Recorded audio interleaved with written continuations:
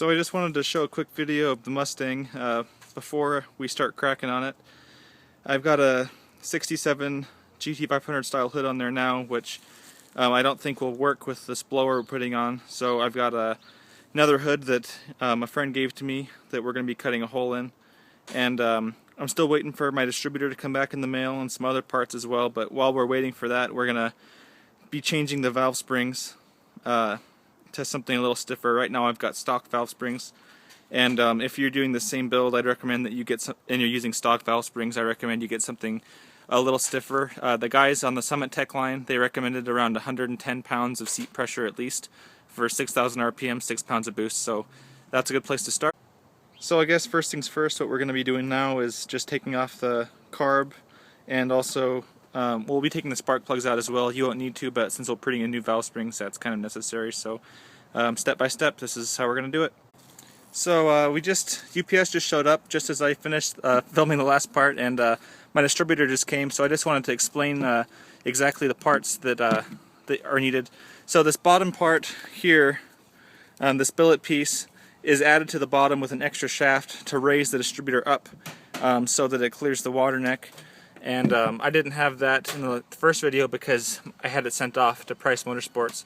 And also what they had to do is I got a smaller diameter cap, and that just bolts down right here to this base. And before, this black piece was sitting right up here, so it made the whole thing a lot wider. So now I'm going to have a lot more space for my blower spout and clearance for my thermostat housing. So we'll install this here sooner or later, but I just wanted to show you the difference between the parts that we have on here now and how it used to be. So there you go. So as I'm draining my radiator and my block so we can start taking off the manifold, I'm showing you a difference between the valve springs that the new ones and the old ones, just so you can see it side by side. I'm pretty sure that the ones that I'm taking out were stock valve springs.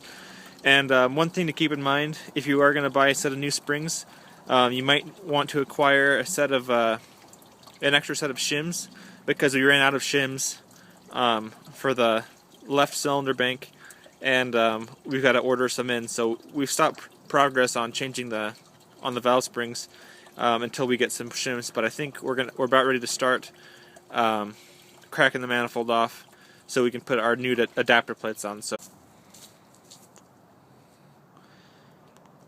So we pulled the manifold, and now we're going to start cleaning up the gaskets and see how well our new adapter plates mount up.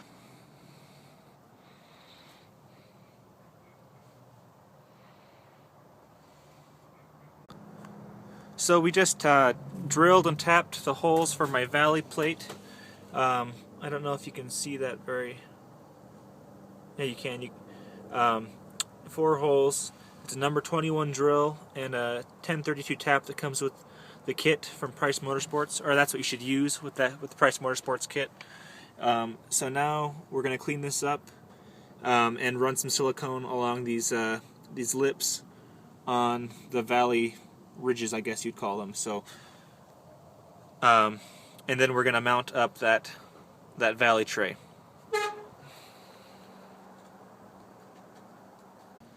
So here's the valley tray installed. We're going to let the silicone dry overnight, and then we're going to get the spacers on, and then the blower here pretty soon. So, but here's how that plate looks installed, and it fit really well.